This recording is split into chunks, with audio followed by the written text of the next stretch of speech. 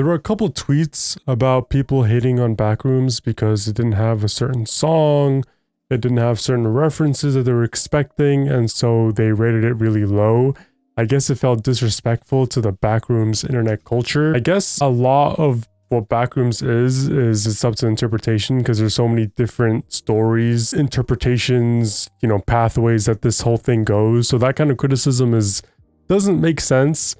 But I don't like this movie as someone who knows nothing about Backrooms. I went into this movie just trying to watch a horror movie, and with that mindset, this movie felt very empty, and it felt like it had a couple things that just were kind of out of place. Maybe I'm too dumb to recognize certain metaphors or themes, or maybe it's something that I would have understood if I knew the lore behind Backrooms.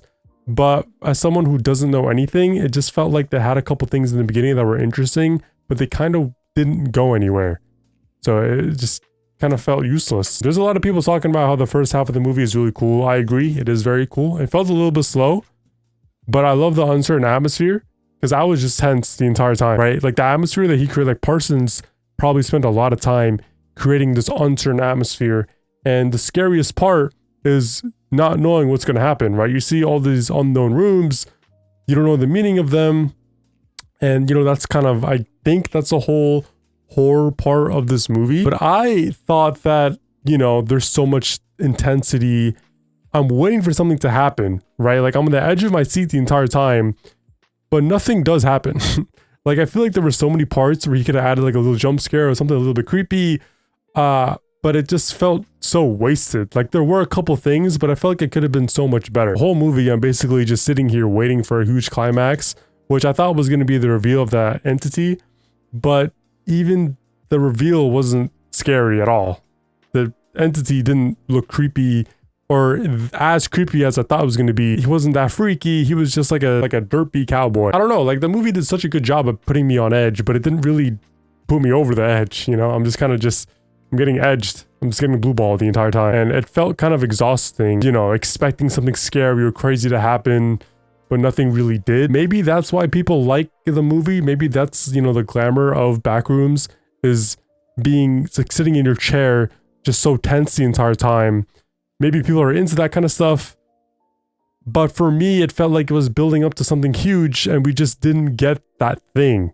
So I don't know, like it came to a point where it was just really exhausting being on edge, where I got kind of annoyed with the movie. I wasn't really scared anymore. I was just waiting for it to end. There's also a couple things I'm confused about, which I'm assuming is because I don't know anything about the Backrooms lore. Maybe this movie would be more enjoyable if you know the lore or if you're familiar with what's going on. But for me, as someone who's watching this, as someone who has no idea, it just felt like these parts had no purpose. They played no purpose in the movie at all. They were just kind of there and they felt unexplored. For example, the background surrounding Mary. At first, watching this movie, I thought maybe Mary knew about the Backrooms. I was thinking, that her mom was a victim of the Backrooms. That's why she had such a weird reaction when Clark was describing it. And, we see that her mom is very mentally ill. Maybe her mom was a victim of the Backrooms. Maybe she's a survivor. That's why she's crazy. But I don't think it's that. Like seems like it's one of those things where it's up to interpretation. But I don't think it is that. I feel like her backstory, her flashbacks were just kind of random. And they kind of served no purpose. Because even if she was a victim of the Backrooms, it's not like Mary does anything with that information. Like she just she gets finessed anyway, Maybe they're making a second movie that dives into it. I don't really understand how that would work. Because if Mary's mom knew something about the Backrooms, if Mary knew something about the Backrooms, it's not like she used that thing when she was in the Backrooms. So what's the point of it, Another thing that was weird is how was Clark able to call Mary's phone and leave a voicemail? I don't know how he was able to do that. I thought he got slimed out by the entity, the Enderman entity, but for some reason he could leave a voicemail. Does that mean when the entity caught him, he did nothing? He just kept Clark there for fun? I don't get why he did that.